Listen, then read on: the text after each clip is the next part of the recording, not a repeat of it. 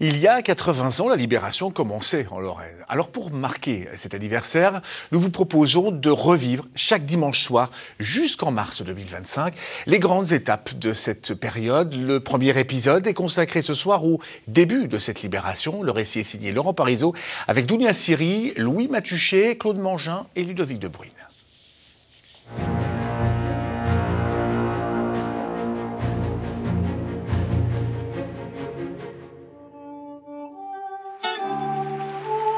Une farandole et des drapeaux dans le centre de Commercy. Dans les jours qui suivent le 31 août 1944, des scènes de liesse se multiplient dans les villes et villages de Lorraine. La libération est enfin là. L'attente suscitée par le débarquement en Normandie 3 mois plus tôt laisse la place à l'espoir après 4 ans d'occupation allemande.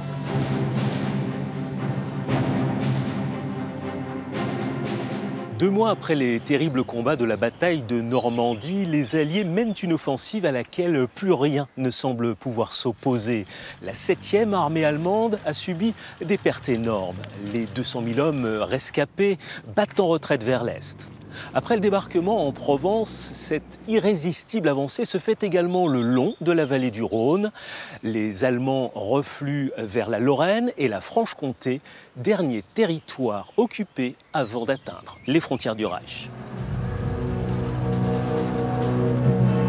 Lancés à la poursuite des Allemands, les Alliés libèrent Verdun, Bar-le-Duc et Commercy le 31 août. En une semaine, toute la Meuse est libérée. L'armée allemande tente malgré tout de ralentir cette progression.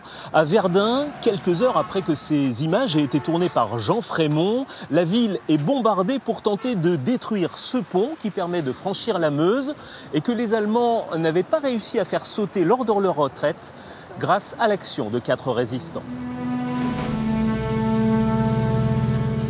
L'heure est à l'espoir lorsque débute la campagne de Lorraine en ce début septembre 1944. À la tête de la 3e armée américaine, le général Patton est particulièrement optimiste. Il écrit « Nous avons en ce moment la plus grande chance de gagner la guerre qui ne se soit jamais présentée.